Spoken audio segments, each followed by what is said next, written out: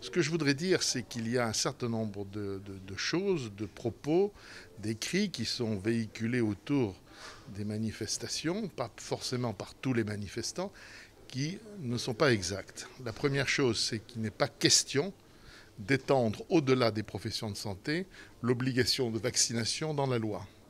La deuxième chose, c'est qu'il n'est pas question non plus d'étendre la vaccination aux moins de 12 ans et notamment aux bébés. Parce que j'ai lu qu'on voulait rendre la vaccination obligatoire pour les bébés. C'est inexact.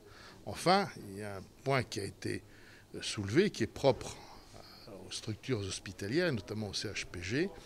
On dit on manifeste pour avoir les avantages donnés par ce que l'on appelle le Ségur, c'est-à-dire les avantages salariaux, on manifeste pour qu'ils soient rétroactifs à compter du 1er janvier.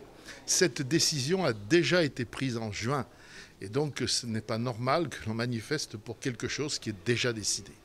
L'actualité des jours à venir va également être marquée par le projet de loi qui sera étudié mardi en face au Conseil national. Sur quoi repose, en piqûre de rappel concrètement, ce projet ?